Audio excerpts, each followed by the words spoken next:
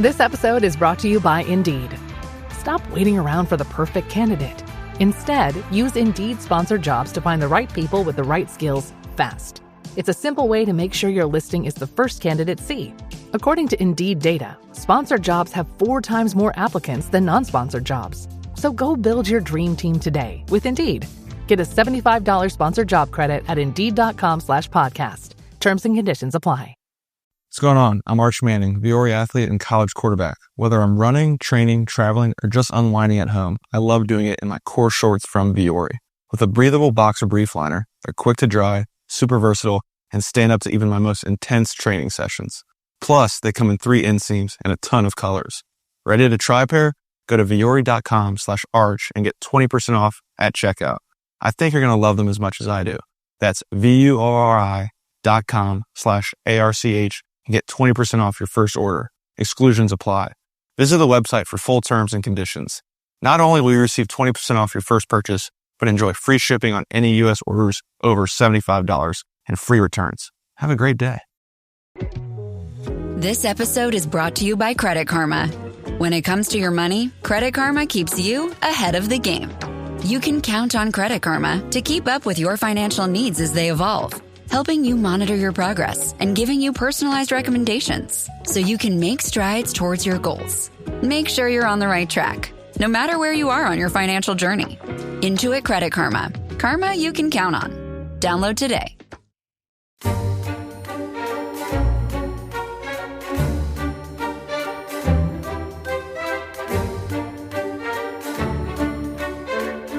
Dinner was prepared in a spacious hall.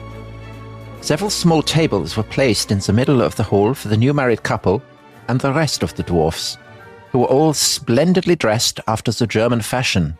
After dinner, the dwarfs began to dance after the Russian way, which lasted till 11 at night. It is easy to imagine how much the Tsar and the rest of the company were delighted at the comical capers, strange grimaces, and odd postures of that medley of pygmies, most of whom were so short that their size alone had people in fits of laughter.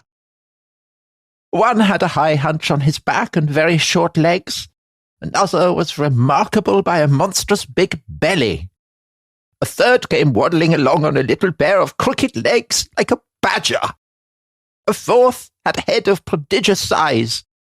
Some had wry mouths and long ears, little pig eyes and chubby cheeks, and there were many more such comical figures. When these diversions were ended, the newly married couple were carried to the Tsar's house and bedded in his own bedchamber. So that was Friedrich Christian Weber, who was the ambassador of Hanover, the German state, to the court of Peter the Great. And he is struggling to cope, I guess, Dominic, with the fondness for grotesquerie that has been a marker of Peter's court right from the very beginning. Yes. And Weber there is describing a wedding feast that was held in St. Petersburg in November 1710, where the couple and all the attendees were dwarfs. And it's very expressive of Peter's kind of dark sense of humor, his fondness for, I suppose, making a show of people who aren't of normal size. I mean, he's obsessed by giants as well as dwarves, isn't he? He is. And there are German princes who are obsessed by giants, for instance. But Peter's obsession with that kind of grotesquerie seems exceptional, even by the standards of the time. I think that's right, Tom. And we'll be unpacking that a little bit in the first half of today's episode. So people who've been with us since the very beginning of this Peter the Great epic will know that we've had lots of war, lots of diplomacy and battles. We had the Great Northern War. We had Charles XII's rise and fall. We had the Battle of Poltava and Russia's ascent to join the ranks of the great powers. And in this final episode, we'll look at the last years of Peter's life and, above all, the terrible and tragic story of what happens to his son, Alexis. And there will, yes, be some misconduct with dwarves to come. But the reason we started with that guy, Friedrich Christian Weber, and his reaction to the wedding feast, is because he's a nice guide to what St. Petersburg, what Russia would have felt like to a visitor from the West. And he hadn't actually seen that wedding, had he? No. So clearly it is something that is circulating among ambassadors in St. Petersburg as an example of the kind of the madness of the Tsar's court. Exactly, because that wedding was at the end of 1710. And 4 years later, when he arrived in 1714, the diplomatic corps are still talking about it as a sign of how weird and outlandish and extravagant Peter's court is. So when he actually arrived, Weber, in St. Petersburg, he finds it still a building site. So we talked in a previous episode about how the land was captured from the Swedes in 1703. Peter began work on the fortress, and they had these gigantic teams of conscript labourers who were all being carried off by scurvy or malaria and whatnot. What did you call it, Tom? A city built on bones. Yeah, that's the famous description of it. Yeah. But by the 1710s, so moving forward 10 years or so, Peter's sort of, if you went into his papers, they are full of kind of specs and plans for churches and palaces and offices and canals and things. By 1712, he's effectively moved the capital to St. Petersburg, even though it's not finished. The census claims there are tens of thousands of buildings. I think that might be a bit exaggerated. But by 1716 or so, he's got an Italian guy called Domenico Trezzino who's building up a grid of canals. And he's got a Frenchman called Jean-Baptiste Alexandre Leblanc, who draws up a street network on a very Enlightenment, rationalist, ordered plan. Because there are a network of canals. And so St. Petersburg is one of the many cities that have been described as the Venice of the North. I think much more reasonably than, say, Birmingham, with no disrespect to my father's native city. Yeah. But the setting of St. Petersburg, which when it is begun seems mad. It's a marsh, it's a bog, there are kind of vast waters. Once Peter has succeeded in imposing his order on it, raised up on the bones of all the labourers, but this sense of a kind of Augustan order emerging amid what had been bogs, the result is one of the most spectacular cityscapes of all time. I mean, St. Petersburg is a stunningly beautiful city, in large part because of the combination of these 18th century buildings with the vastness of the river. Yeah. I mean, it's an amazing place to visit. Yeah, I agree with you completely. It is a remarkable place. There's nowhere quite like it in the world. And yeah, the interesting thing is it's meant to be the window on the West. It's meant to be a model of European modernity, of rationalism. You know, it's sort of anticipating so many of the themes of the Enlightenment.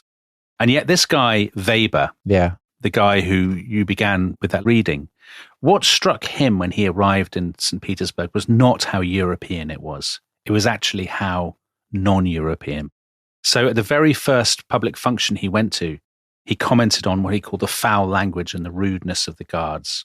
And he was really struck by the fact that he was dressed quite modestly. He realized that everybody else was dressed in what he called trimmed with gold and silver. In other words, that what Russians wanted, what they rewarded and valued, was not modesty and humility, but bling, basically. So when he turns up, the guards refuse to accept that he's an ambassador, don't they? And he says, well, I'm from Hanover. And they say, I've never heard of it. Yes. They're ostentatiously rude to him. Yeah. And that combination of suspicion of the West, but also the obsession with extravagance and bling as a marker of status, I mean, that would be very familiar to anybody who's visited Russia since the 1990s. I mean, that's effectively the vibe in Moscow or St. Petersburg now. Also, a constant of Russian history is the drinking. So Weber couldn't believe how much people drank. He said, I drank a dozen glasses of Hungarian wine at this function. And then Fedor Romodanovsky, the mock czar, came up and said to him, I want you to drink a full quart of brandy. Yeah. Of course, Romodanovsky has a history of getting a bear to strip you if you don't drink all this. Yeah. And Weber said, you know, I lost my senses, although I had the comfort to observe that the rest of the guests lying asleep on the floor were in no condition to make reflections at my little skill in drinking. Which kind of gives you a sense of exactly what is expected of you if you turn up as a diplomat. You basically have to put on gold robes and just start drinking brandy. A couple of other things that caught his eye. He noticed that people were wearing the latest fashions. So French hooped petticoats, he said, so that a visitor might think he was in London or Paris. So Peter has won that battle with the elite to get them to wear the latest Western fashions. But it's interesting he name checks petticoats because the women, as we said, are much more enthusiastic about Western fashions than the men tend to be. Perhaps because men are required to, bare stockinged calves. And it's chillier, isn't it, in the dead of winter? Yeah, I guess that's probably true. But what also really strikes him, this is not an ordinary European court. His description is a little bit like a man who's gone to a gathering of the Intergalactic Federation or something, and there are kind of aliens there, because he's really astonished by the sight of Uzbeks or Kalmyks with turbans and long robes. They're envoys from the courts further east, or people bringing gifts of Chinese silk and Persian cloth. In other words, his description is a perfect example of that common cliche of Russia as the crossroads of kind of Europe and Asia, East and West. But also as a kind of showcase for exoticism. Yes. And this is an age when Europeans in the West are increasingly alert to the exotic nature of the Orient. And so it's amazing for them to find it on the shores of the Baltic. Exactly. And so the fascination with exoticism, this is kind of where the dwarves come in.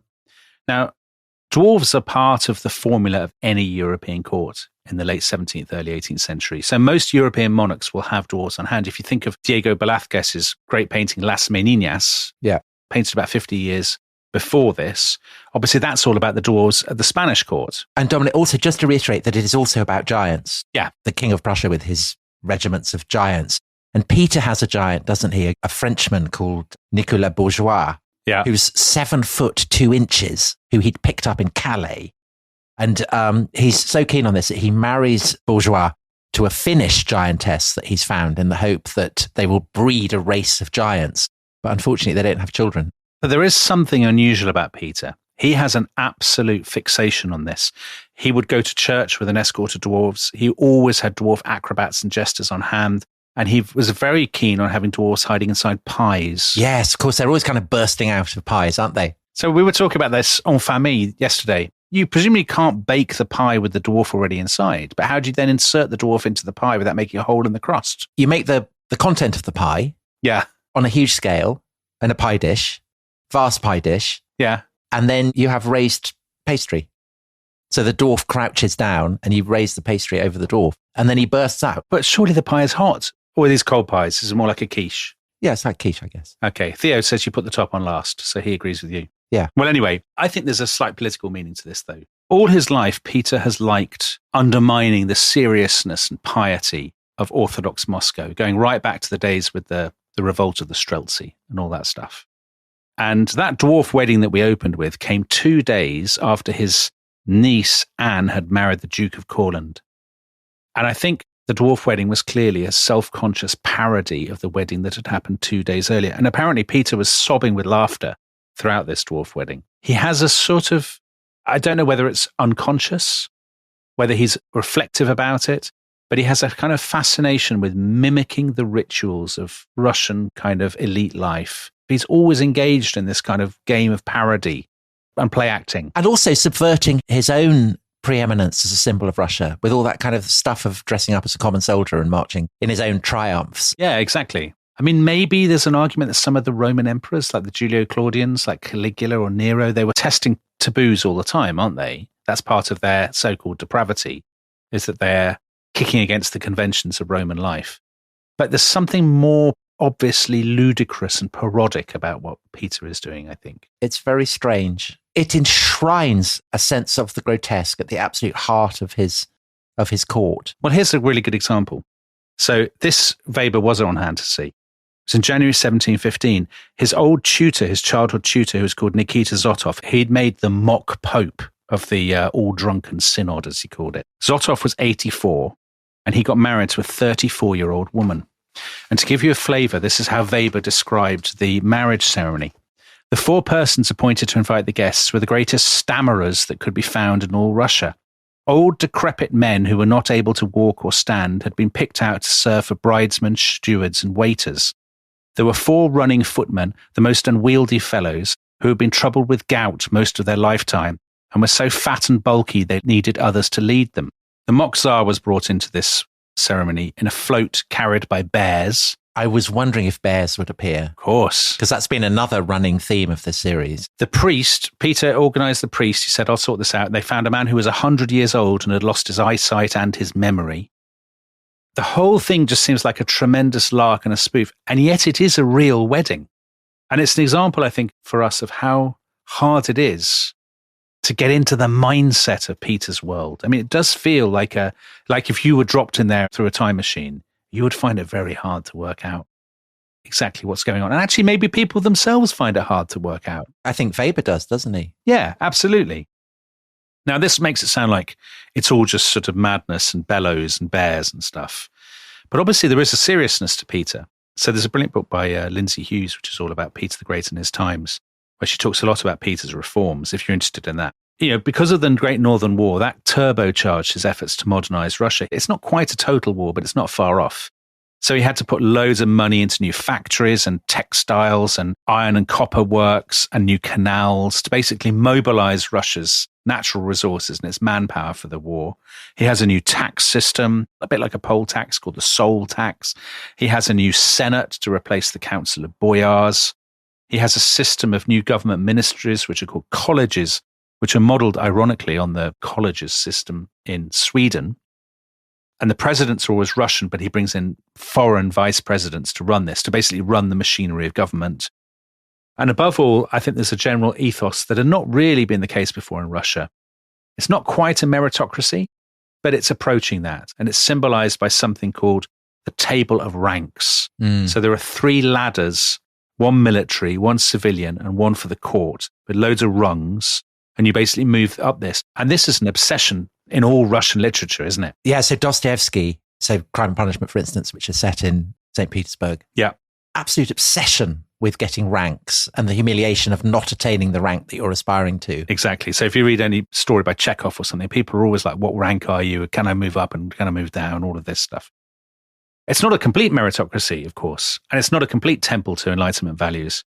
Russia is still very corrupt and very authoritarian. The classic example of this is Peter's great drinking pal, Alexander Menshikov, who was at Poltava, who was the guy who'd introduced him to his wife, Catherine. Menshikov is, he would fit right into Putin's Russia. He's incredibly corrupt. He's incredibly ambitious. He's sort of accumulating palaces and jewels and bling. He's always getting government contracts and stealing government money. And Peter always forgives him. Peter was furious about all this corruption in the abstract. And at one point, he dictated an order one day to his chamberlain, Pavel Yaguzhinsky, who was actually famously not corrupt. And Peter said, right, I want the death penalty for anyone in my government who so much as steals a piece of rope. And Yaguzhinsky said to him, does your majesty wish to live alone in his empire with no subjects? Because we all steal. Some take a little, some take a great deal, but all of us take something. Do you think that Peter's fascination with parody and grotesquerie perhaps is a way of dealing with the tension between the aspiration of his ideals and the evident fact that they can't entirely be realized? So he spends some of his time kind of drawing up plans and playing the enlightened despot and all that kind of thing. And the other time he kind of wallows in drunkenness and dwarf weddings and bears and all that kind of stuff. So it's kind of like the ego and the id, to go all Freudian. I think so. Peter is a very serious person. He has great ambitions for Russia. But of course, his ambitions are colliding with reality, I guess. He needs to let off steam, perhaps. He needs to let off steam. We're not unfamiliar with it now, of course, that there are politicians whose appeal is partly based on making fun of the established rituals. They're sort of having their cake and eating it. And actually, 2 really good examples of that are Boris Johnson and Donald Trump. They're sometimes self-mocking. They sometimes make fun of the conventions and the expectations that other politicians have adhered to. But I suppose the difference is that they are democratic politicians who have to appeal to an electorate to get into power. Peter doesn't need to worry about any of that. No, he can do what he likes, can't he? I mean, that's the thing. And he just thinks, when he went on his grand tour, he didn't want to be constrained by protocol, which is why he went in disguise. And I think there is a kind of restlessness to him. You can't imagine Peter, knowing what we do of him, just knuckling down and obeying the rules and conventions. He has a kind of, is it a way of coping with the terrible traumas of his first 10 years or so? But also for his courtiers. I mean, it must be tricky because you're being encouraged to mock the conventions that uphold life in the palace. But if you go too far, Peter's not going to like that at all. Yeah, Peter will behead you personally and whip you. Yeah. I mean, it's an absolute tightrope. It is. So an interesting question about Peter is how much he's an enlightened despot. It's a classic kind of A-level question. And I think there are lots of ways in which he does anticipate them. So you could see him as part of a tradition that reaches its kind of most obvious flowering with people like Frederick the Great and Joseph II of Austria. The suspicion of organized religion, the dislike of obscurantism, fascination with science and geography, enthusiasm for kind of top-down modernization and whatnot. If you sort of stretch the definition of enlightened despotism, you can see him as the start of a line that leads all the way to Napoleon, I would say. Yeah. There is a comparison to be made between Peter and Napoleon, an autocrat, a modernizing autocrat. I mean, Napoleon obviously isn't messing around with dwarves and pies and bears and whatnot in the same way. Well, no, he's not. And so that's why I think Peter is kind of a little bit sui generis. I mean, clearly there is a rationalist element to him. He's a great one for a plan and all of that. But at the same time, he's clearly very interested in the darkness that is the other side of reason. Yes, there's a lot of darkness to come in this episode when we get to his son. The one thing he does definitely have in common with Napoleon, though, is he's a genuine celebrity, a continental celebrity. There's a wonderful description of him. He made a second tour of Western Europe in 1716-17, when the war was largely won, and he went to France this time. He stayed at the Louvre. He visited Louis XV at the Tuileries. Louis XV then was only a little boy, 7 years old. And Peter made a great fuss of him, hugging him and kissing him. And there were wonderful sort of descriptions of him going to meet scientists and going to talk to Catholic theologians. He's drinking a lot. There's a wonderful description by the Duke of Saint-Simon, the great memoirist of 18th century France. He's always asking questions about everything from the tax system to the police, just like he was, almost 20 years earlier when he went to Amsterdam and London. Yeah. We've mentioned a few times Robert K. Mass's book, which is about, 20,000 pages long or something, just the most enormous biography. And he gives some lovely sort of portraits of Peter in his prime. And you can see why people found him such an infectious character. He would get up at 4:00 in the morning and he carries a notebook and he's always writing stuff down. He loves playing chess. He loves messing around with his lathe. He likes sailing, all of this. He's got some very peculiar quirks. So he has an obsession with cockroaches. Whenever he goes to stay in a room, it has to be fully checked and swept for cockroaches. And of course, the thing that a lot of people know about Peter the Great, because we've referred to it in previous episodes of The Rest is History about other things, is this whole thing about curiosities. You mentioned about the giants. So in 1718, he sent out a demand. He said, I would like people to send me, and I quote, freaks and monsters. That was his words. And Lindsay Hughes in her book says, this produced, and I quote, a 3-legged baby, a 2-headed baby, a baby with its eyes under its nose and its ears below its neck, Siamese twins joined at the chest, a baby with a fish's tail, 2 dogs born to a 60-year-old virgin. I think that's not plausible, frankly. And a baby with 2 heads, 4 arms and 3 legs. And then she says, but the response was not as good as Peter hoped. What was he after? That sounds a pretty good haul to me. And he would exhibit these in his Kunstkamera, his cabinet of curiosities. Which is still there. Yeah. I think it was St. Petersburg's first museum to open up. It's kind of on the opposite side of the river from the Hermitage and from that massive equestrian statue of Peter on the far side. And it's an incredible place to visit. It goes back to, that first visit to Amsterdam where he was fascinated by the ability of Dutch scientists to preserve human flesh within bottles. And those bottles are still there. And you can see all these kind of deformed children, babies, whatever, in the bottles. And also there's the skeleton of his giant, Nicolas Bourgeois. Oh, yeah, of course. It's there and it's got his heart. And the heart is absolutely huge. It was one of the most memorable things I remember from visiting St. Petersburg. I mean, this sort of stuff is quite unsettling, I think. Very unsettling. And actually, there is a very, very unsettling and dark side to Peter's character. Peter is not just hot-tempered, he is unbelievably violent. So, you go in and you report the taxes from such and such a province are not great this year, and he will like beat you with a stick or something. He would often, at feasts, when the dwarves are leaping out of pies and, there's great japes, he will punch his friends in the face if they say the wrong thing. There's occasions where he would draw his sword and attack them and have to be physically restrained. It's sort of like Alexander the Great and Clytus the Black. Which must make him an alarming father, I would guess. I would say he's one of the worst fathers you could wish to have, actually. And this brings us to the sort of meat of this story, which is such a sad, sad business. So his son, Alexis, as he's usually called, was born in February 1690 when Peter was only 18 years old, and he was married to Eudokia, if you remember Eudokia, who was very conservative. The boring one. Yes. Who he packed off to a nunnery. So he was forced off to a nunnery when Alexis was 8. So Alexis lost his mother when he was 8, and he had a succession of German tutors. And he studied all, the things that you would expect, maths and foreign languages. He's taught how to ride and to fence and whatnot.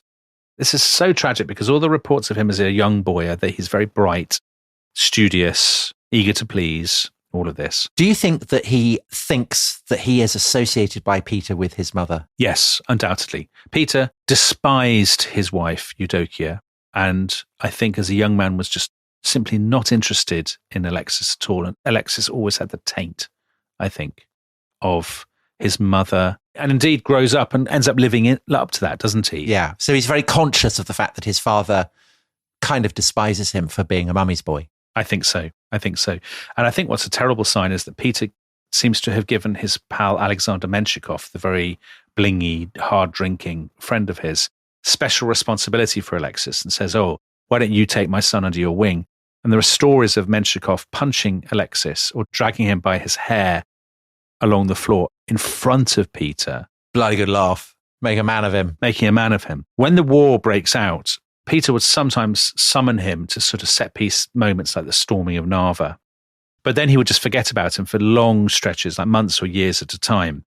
So that leaves Alexis in Moscow. And unlike his father, he loves Moscow. So he loves all the icons, the chanting and the candles and all of that. He does. He's a sort of dreamy teenager, and he's very close to his mother's family, and they're more conservative, and he falls in with lots of priests and stuff. And I think they encourage this because they see him a champion of the old ways and orthodoxy, and one day he will succeed and they will be able to turn the clock back on all Peter's reforms. And so that's not boosting his profile with Peter, is it? No, not at all. But also temperamentally, they're so different. Peter is, as we've discussed, is so physical, he's so energetic, he's so self-confident and gregarious. And not bookish. His education had been with the lathe. Exactly. And Alexis is very bookish and he's very anxious and melancholy. He's clearly terrified of his father. So when Peter would summon him, he would often make himself ill by necking medicine, to try to get out of meeting him. Like getting out of PE. Exactly. And there's a brilliant example of this. He went off to study in Dresden, and Peter sent him a message and said, I look forward to seeing your geometrical drawings. Oh, you can draw me a fort. Classic Peter. And Alexis was so terrified that he wouldn't be able to do it, that he tried to shoot himself in the hand, but he missed. He was shaking so much, and he ended up really badly burning himself with the pistol. Anyway, in 1710, so when Alexis was turning 20, Peter arranged for him to marry a German princess called Charlotte of Wolfenbüttel. And at first, everything seemed fine. Alexis said, well, she's quite nice. Yeah, we get on all right. They got married in Saxony, but they didn't see each other much for the first couple of years. They married in 1711. They sort of see each other off and on. And then by 1713, when they're reunited in St. Petersburg, Alexis has started drinking a lot.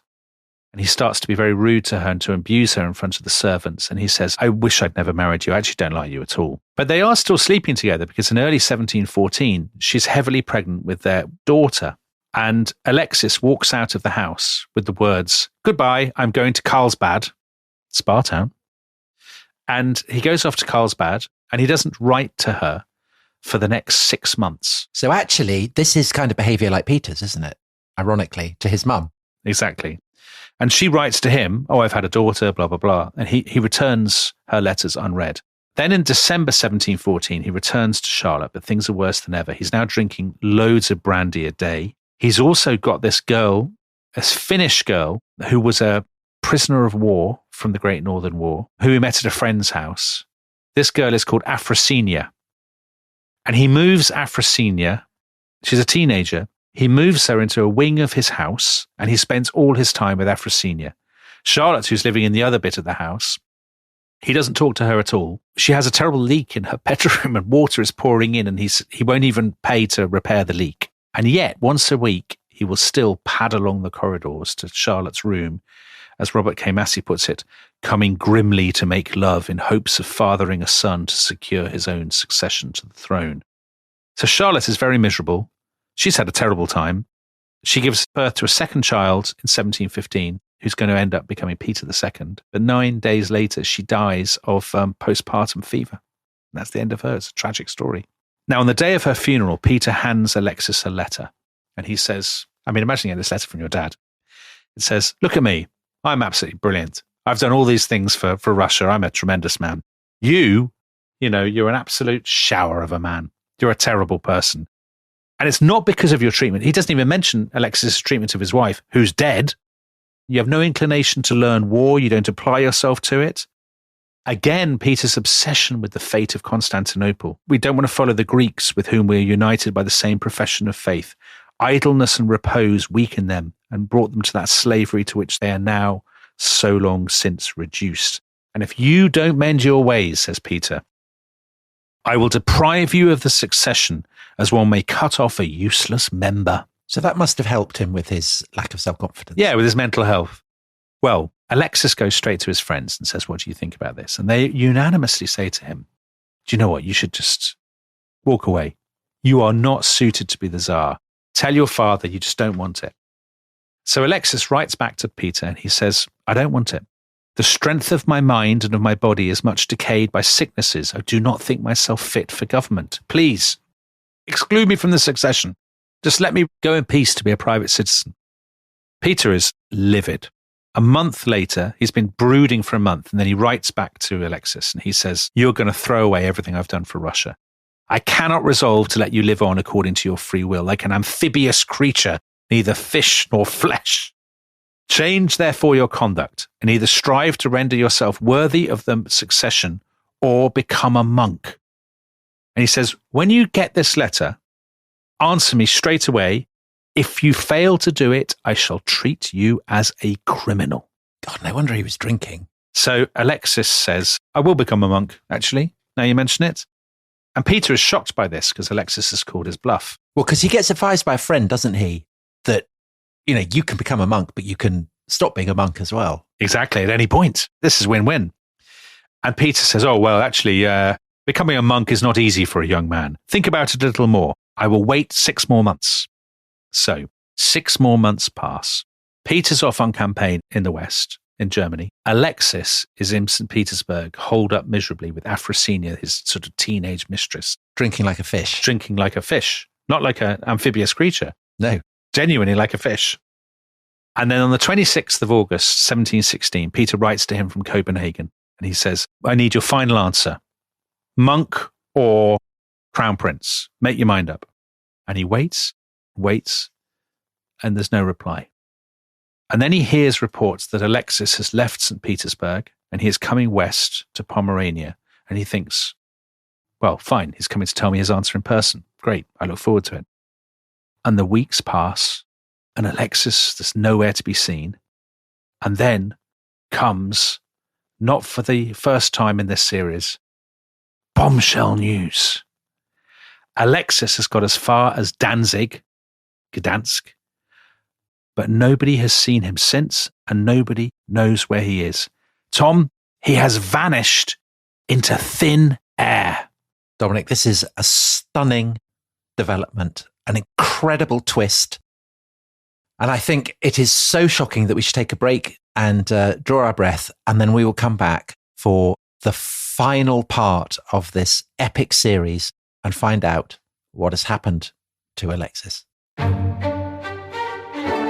This episode is brought to you by Rocket Money. Tom, we often talk about how to organise our finances. I'm very conscious that I'm paying for a lot of mad subscriptions. And there's one thing that we've talked about often on the show. It's the thing that we probably hate more than any other, and it's a hidden fee. I would love to get my finances under control. There are all these things piling up on our bank statements, and I think I need to fix this problem. I need to sort this out and to stop this. I mean, my finances are so chaotic that I need this app. So I'll tell you what it is. It's called Rocket Money. It's a personal finance app. that helps find and cancel your unwanted subscriptions. It monitors your spending and it helps to lower your bills so that you can grow your savings. With Rocket Money, you can track all of your subscriptions and you can easily cancel within the app with just a few taps, saving you time, avoiding charges. And you can also set budgets and goals and get personalized insights and regular reports to track how you're doing. They will even send you real-time alerts for large transactions, upcoming bills, refunds, and even low balances. So let Rocket Money help you reach your financial goals faster. Join at rocketmoney.com/ishistory. That's rocketmoney.com/ishistory. rocketmoney.com/ishistory.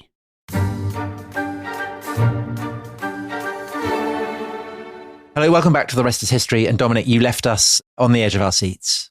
The Crown Prince of Russia has vanished. Where's he gone? Right. Tom, the date is the 10th of November, 1716, and we're in Vienna. And we're with a guy called Count Schönborn, who's the Vice-Chancellor of the Habsburg Imperial Court. And he's just retired to bed, surely after a day stuffing himself with schnitzel cake and listening to nice classical music or some such Austrian behavior. And a servant comes in and says, my lord, there's a man at the door. He says he's Grand Duke Alexis, son of Peter the Great. And Schönborn kind of gets back out of bed and he starts putting his clothes back on. And suddenly the door swings open and this man bursts in. He's hysterical. He's sobbing. He's pacing the room like a madman. He is Alexis.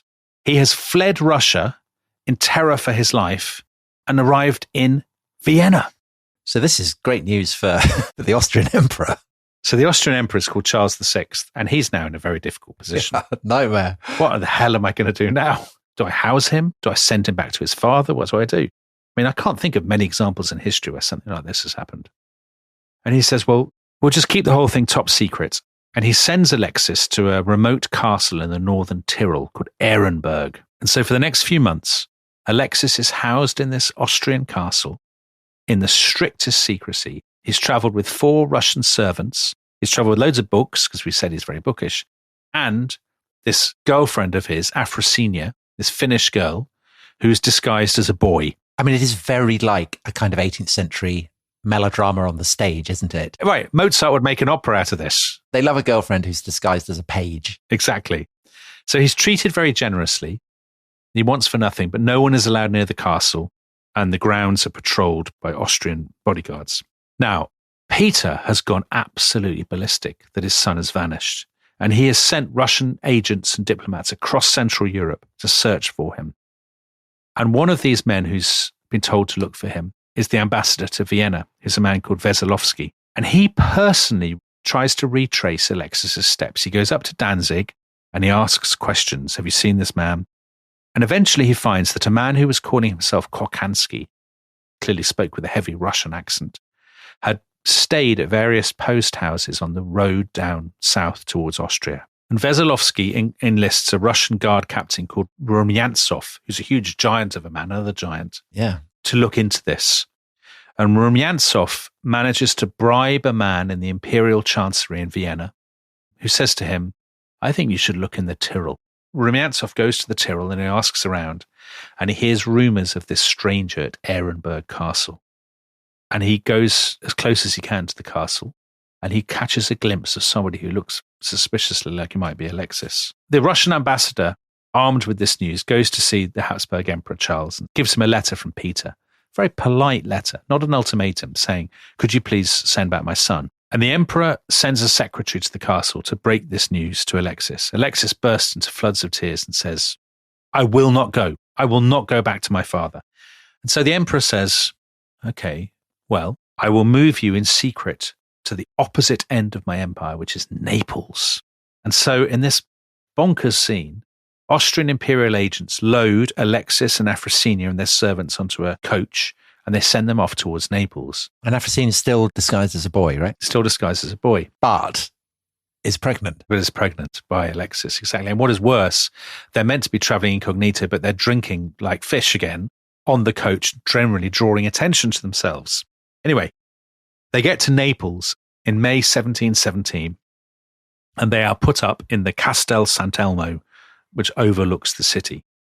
By this point, Afrosinia is clearly very heavily pregnant. The months go by and they breathe a sigh of relief and they think, great, we've got away. We've pulled this off. But in fact, they had been spotted on the ride south, of course, because they've drawn attention to themselves. This giant, Rumyantsov, and his agents have been tracking them the whole time. And when they're certain that they're in Naples and they've got them, they send a message to Peter and they say, this is where they are. So Peter now sends another representative to Vienna, and this is his very best man. This is a guy called Pyotr Tolstoy, Count Tolstoy, from the great novel-writing dynasty. And Tolstoy is your dictionary definition of a wily old fox. Because he'd been Russia's first ambassador to Constantinople, hadn't he? He had, and he'd played it very well. He'd also, when the Ottomans went to war, he'd been locked up. Yes. Because there was no kind of Geneva Convention that stopped that happening. And he's also, for people who've been listening to the rest of his history for a long time, he is the guy who had procured the services of that man, Hannibal. Yes, of course. The Cameroonian slave general of Peter the Great, I think the title of that episode was. Of course, yeah. So it was Tolstoy who had got him. Yes, he found him in the slave markets of Constantinople. Exactly. Well, Tolstoy went straight to the Habsburg emperor, and he said, look, as a sovereign and as a father, Peter really insists that you should give his son back. And the emperor says, listen, I can't force him. Alexis is a grown man, but you have my permission to go to Naples and talk to him yourself. So Count Tolstoy goes down to Naples. And on the 26th of September, 1717, Alexis is invited to the Viceroy's palace. And when he gets there, listeners who enjoy this kind of thing, it is like the moment in The Empire Strikes Back, when Lando Calrissian betrays Han and Leia and co to Darth Vader, because the door opens and Alexis sees to his horror that Count Tolstoy is there. And Tolstoy has brought a letter from his father, from Peter. And Peter says to him, if you come back, I will pardon and I will love you better than ever. If you refuse, then I curse you forever, and I will declare you a traitor and find a way to treat you as such. Meaning, I will send men with Novichok or something to bump you off. This is the threat. Alexis is clearly terrified. He asks for time to make up his mind. And then he decides, I can't do it. I just can't face my father. I don't want to go back to Russia. And Tolstoy now turns the knife. He says, well, actually, if you don't go, your father has decided to march on Italy at the head of an army to bring you back. But crucially, Tolstoy bribes Afrosinia to persuade her lover to go back home. He is a wily old fox, isn't he? He is a wily old fox. And Afrosinia, I don't think, is overburdened with moral scruples, I think it's fair to say. So Alexis breaks down in tears and he says, all right, I'll go back on two conditions. One, that I can live quietly in the country. And two, that I can live with Afrosinia because I love her so much and she's so important to me. And Peter says, yeah, fine, whatever, as long as you come. So off they go, north from Naples. They get to Venice, and there Tolstoy persuades him to leave Afrosinia behind. He says, she's heavily pregnant. She doesn't want to be crossing the Alps. So they leave her behind. By January 1718, they've reached Riga, of course, now occupied by Russian troops. And Alexis is immediately kind of loaded into a carriage and sent to Tver, which is near Moscow, to await his father. And when Alexis's old friends hear that he's coming back to Russia, they are horrified. One of his friends, Prince Vasily Dolgoruki, said, what a mug Alexis is. He will have a coffin rather than a wedding. So, 3rd of February, 1718, all the bigwigs of Russia assemble in the great audience hall of the Kremlin. Clergy, noblemen, public officials. The place is surrounded by battalions of guardsmen. Peter comes in and he takes his place on the throne. And then Alexis is escorted in by Count Tolstoy, and he falls to his knees and begs his father for pardon. Peter denounces him, and then he says, I will pardon you, but there is one condition, which Peter hasn't actually mentioned till now. He says, you must reveal the truth of your flight and the names of all your fellow conspirators. And so Peter is assuming that Alexis hasn't just been operating on his own, but is part of a much broader plot to perhaps overthrow Peter, to destabilize his throne, whatever. Exactly. So here I think we come to the nub of this story, which is a kind of a link between the very first episode we did, which is about the feud between Peter and Sophia and the Streltsy and that kind of paranoia and stuff. And which ended up in a violent kind of wave of torture, didn't he, when the Streltsy do their final rebellion. And he's convinced that there's a conspiracy there that wasn't actually there. Exactly. And now I think it looks back to that, but also so many of the themes of this anticipate, frankly, 20th century Russian history. Show trials, suspicion, paranoia, an obsessive search for enemies within. Because Peter is clearly, I guess for understandable reasons, given his boyhood, he is obsessed with the idea of a conspiracy against him. And if there isn't one, he almost feels the need to invent it because there must be one. So a few days after this great sort of assembly, he says to Alexis, I need you to list for me everybody you've ever spoken to about our relationship. And Alexis, who is completely gullible, produces this huge list of relatives and courtiers and friends and tutors. And as soon as Peter has the list in his hands, he sends orders to Alexander Menshikov in St. Petersburg, close the gates and seal off the city. And now send your agents out to round up every single person on this list. So that's aristocrats, it's bishops, it's officers, all Alexis's former servants. We're going to interrogate them all and get to the bottom of this conspiracy. Now, one of the people on this list is Alexis's mother, Peter's ex-wife, Eudokia. Oh, so she's still around. She's been in the monastery in Suzdal for the last 19 years, but she has been writing to Alexis, and there is worse. Peter had just forgotten about her, but when his agents arrive, they find she's given up being a nun. Oh, so she's grown her hair back. Her hair has returned, and what is more, she has been living in a relationship with the captain of her guards, the man who's meant to be guarding her, who's a man called Stepan Glebov. And so Peter says, what? And he has Glebov arrested, as well as the head of the convent and some of the nuns. Dominic, I would not want to be in Glebov's boots. You absolutely would not, for reasons that will now become apparent. So now they begin the show trials. These are held in the great hall of the Kremlin. Peter himself acts as chief prosecutor, and he makes the case against all of the names on this list. To give the example of Eudokia in the convent, the nuns who have done nothing are sentenced to be publicly flogged. Eudokia is sent to a really remote convent up in the north. But some of the other prisoners are sentenced to death or beaten with the knout or exiled. Because what judge can resist the appeal of the prosecutor if the prosecutor is the Tsar? Exactly. So a lot of the sentences were carried out in Red Square. I mean, it's the classic, Peter the Great carry-on of people being broken with hammers on the wheel, people having their noses sliced off, having their tongues ripped out. But the worst fate of all is reserved for this bloke, Stepan Glebov, the captain of the guards guarding Eudokia. And remember, he has done nothing wrong. Well, he has slept with Peter's ex-wife. But she's his ex-wife. I wouldn't sleep with Peter the Great's ex-wife. No, fair enough. Well, I mean, you don't want to end up like this. So Glebov is lashed with the knout, and he's burned with red-hot irons. He's stretched out on a plank with spikes driven into his flesh and left there for 3 days. And they keep saying to him, confess. And he says, confess what? Like, I was never part of any conspiracy. And finally, they take Glebov and they impale him on a wooden stake, which some accounts say was so artfully inserted that it missed all his vital organs. Oh. And then he's left on this stake to sort of slowly descend, I suppose. I don't know what happens to you if you're impaled on a stake.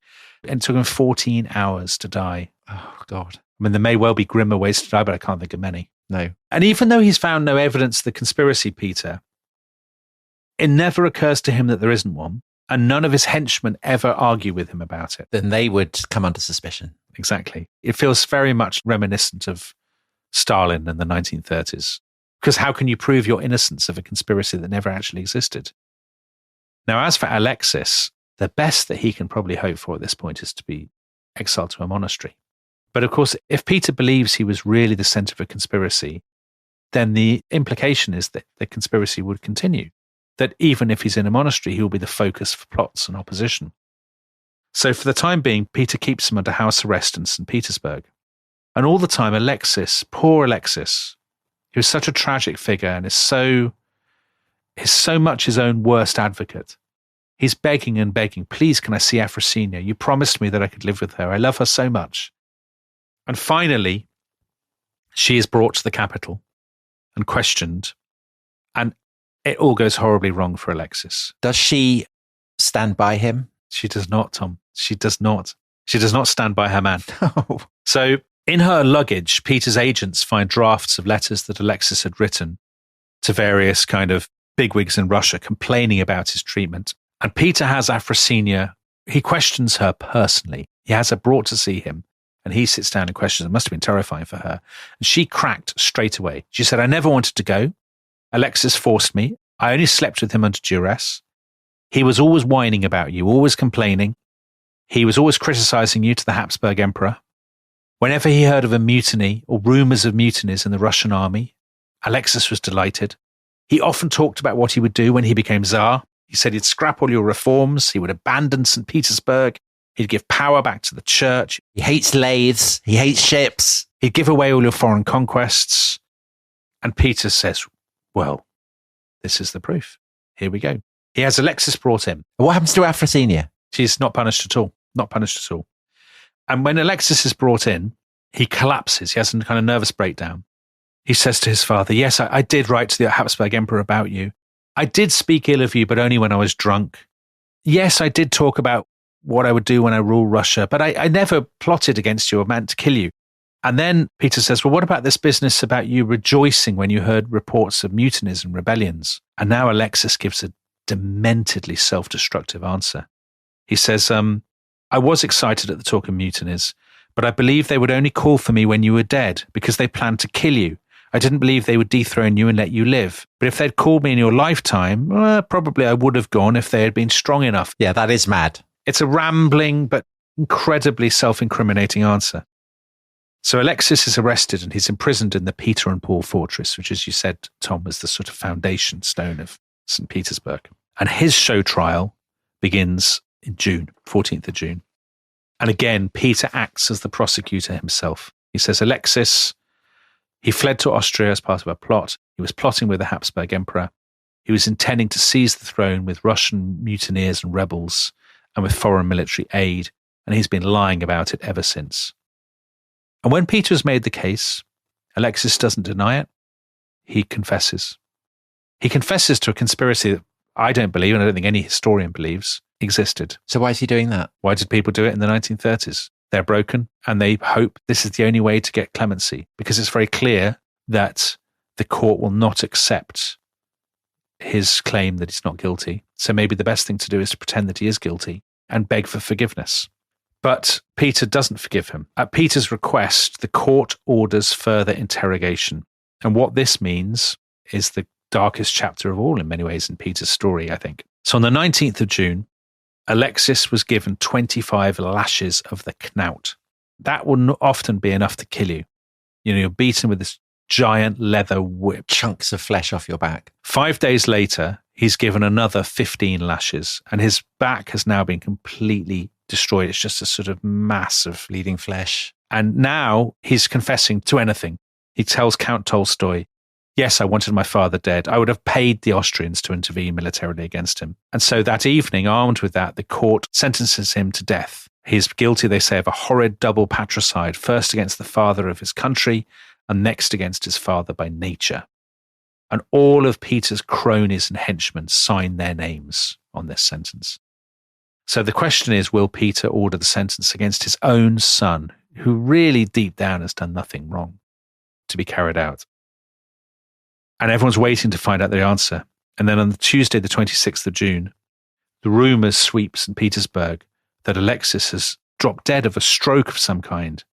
And the story is given out that he had this stroke. Peter rushed to his bedside in the prison. Alexis made a full confession. He repented. Father and son embraced. Alexis was given the last rites, and that was the end of that. But actually, this isn't what happened. We know what happened from the logbook of the fortress. Actually, earlier that morning, Peter and his closest cronies, including Count Tolstoy and including Alexander Menshikov, gathered in the torture chamber and had Alexis brought to them. And they worked on him for 3 hours. And a few hours later, Alexis died, effectively having been tortured to death by his own father. So it's just an unbelievably horrifying story. And in his biography of Peter the Great, Robert K. Massey compares it with Ivan the Terrible killing his own son, which is a very famous scene in Russian history. It's a very famous painting by Ilya Repin. And the difference is that Ivan the Terrible killed his own son by lashing out against him in a fit of rage, and then was full of remorse that he had killed his son. But the torture is kind of premeditated. I mean, if you think about the torture, the interrogations, the public humiliation, that had gone on for weeks and arguably was part of a pattern that had gone on for years.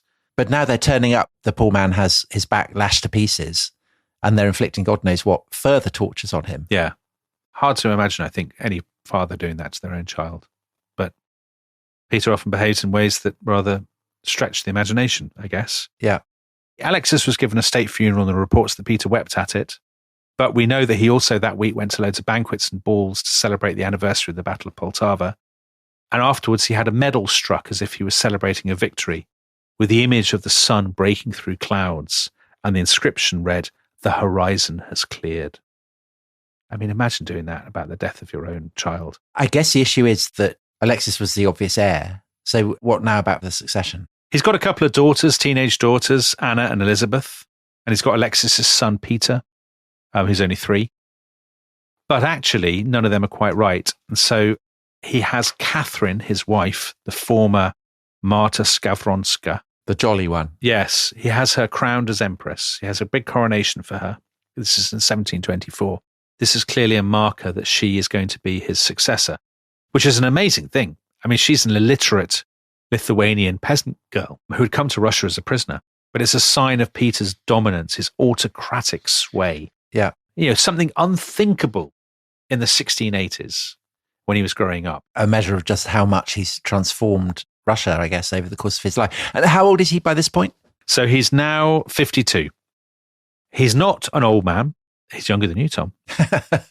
He's old. But I think it's fair to say he's not a lean, fit, honed figure as you are. He's a very moody, depressed figure. And there's endless corruption scandals which are really getting him down. So there's a very famous one when Catherine's chamberlain, who's called William Mons, who is the brother of Peter's old mistress, Anna. He's been in a huge bribery scandal. Peter has him beheaded and he gives Catherine Mons' head in a jar. Preserved, like all the babies in the museum. Yeah, preserved. Odd thing to do to your wife, but there you go. Peter at this stage is really not a well man. So he's been boozing constantly for decades, and that has taken its toll. And he is also, we promised sort of spa-related action. He's been drinking colossal amounts of ferrous mineral water. So he would drink 21 glasses of ferrous mineral water every morning. And would he do this for his health? Yeah, but I don't think it does do you any good. I think even the most enthusiastic habitué of a German spa would say, come on, that's a bit much. And does it have any malign consequences? Well, now we're going to get into the thorny issue of Peter's bladder. Peter has a long-running urinary infection, which probably left him in agony for 2 years. And by the late summer of 1724, he's in unbelievable agony. He can't go to the toilet at all. And they finally get a surgeon from England who inserts a catheter up him and manages to extract a huge amount of blood and pus from Peter's bladder. I mean, you would not want to be the doctor that has to do that to Peter, would you? But nor would you want to be at the other end of the doctor's catheter, I think. No, you wouldn't. So eventually he passes this huge stone and things seem to improve. But then in January 1725, he collapses. The doctors investigate. There's more catheter action. And they find out something has gone terribly wrong with his bladder. And they manage to remove 2 litres of putrid urine. Oh, God. I think that's the first appearance of putrid urine on The Rest is History. In more than 700 episodes. So an exciting moment in the history of this podcast. Well, Peter seems to recover a little bit, but then he goes into massive convulsions. And on the afternoon of the 27th of January, 1725, he asks for a writing tablet. And on the writing tablet, he writes the words, "Leave everything to..." Then he falls down. Hollywood timing. He passes out, drops the pen, and never wakes up again. And he died at 6 o'clock the next morning with Catherine at his bedside. And a last nice detail for you. When he was dead, the doctors cut him open, and they found his bladder had been infected with gangrene. And I quote from Robert K. Massey, "His sphincter muscle was so swollen and so hard that only with difficulty could it be cut by a knife." Oh, God. So, just as he wanted, Catherine succeeded him. But Menshikov was the real ruler of Russia. So he's the bling oligarch guy. The bling oligarch. That continued for another, 2 years? And then she died of TB. Then Alexis's son, Peter, became a boy emperor. He didn't last long either. He died of smallpox when he was 14. Then Peter's niece, Anna, became empress for 10 years. And then her baby son, Ivan, became emperor for a year. And then finally, Peter's daughter, Elizabeth, became empress. There's a lot of babies and women there. So 4 decades after Peter's death, Russia, which had never been ruled by a woman before, was ruled by a woman, a small boy, a woman, a baby, and then a woman. And is Sophia dead by this point? Yeah, Sophia is gone. But, I mean, if she weren't, she would have a wry smile on her lips. A wry smile, but also a sense of frustration, because she would have probably done a better job than any of them. Yeah. But the thing is, I suppose this is testament to Peter's extraordinary achievement, that if you'd said this to a Russian in the 1680s or something, this will be the succession. They've said, what? Oh, that'll be terrible for Russia. We'll fall apart completely. But of course, even though the faces at the top keep changing and none of them are quite right, Russia's status is now so established as a great power that it endures. And presumably also the institution of the Tsardom. Exactly. The empire, the emperor or the empress, the autocracy is firmly established. And that's the paradox of Peter's life, isn't it? That he westernizes, but the effect of the westernization is to consolidate the autocracy that had always been traditional in Russia. Yeah, I think that's a really good way of putting it, actually. That the very process of modernization, which is so top-down, entrenches the power of the autocrat and the kind of centralization of Russia and concentrates power even more in the capital. And maybe also because he was succeeded by such obviously lesser figures it was easy to dismiss, I guess. That meant that his star, even posthumously, burned even more brightly. So that even, 100, 150 years later, people still look to Peter as the exemplar, as indeed they still do today to some degree. So in her brilliant book about Peter the Great, Lindsay Hughes quotes a Pan-Slav historian called Mikhail Pogodin in 1841, one of the great 19th century historians of Russia. And he said, wherever we look, everywhere we encounter that colossal figure, a figure which is still stretching, as it were, his arms over us, and which it seems will never disappear from sight, no matter how far we advance in the future. And people did subsequently try to downplay him a bit. So if you were a really enthusiastic kind of Slavophile, an admirer of orthodoxy and the old ways and stuff, you might distrust Peter as a pro-Western modernizer. The first communist historians tried to downgrade kind of great men and said, oh, he's just a sort of a vehicle for mercantile gentry capitalism. But Stalin invoked him, and if Vladimir Putin has invoked him. We discussed how Putin has explicitly compared the war in Ukraine with the Great Northern War and compared himself with Peter recapturing what was always Russia's and all of this kind of business.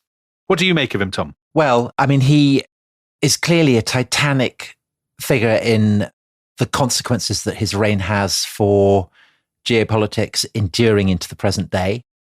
He clearly plays a key role in setting up that tension in Russia, which again endures to this day between its kind of westernizing tendencies and its more traditional tendencies.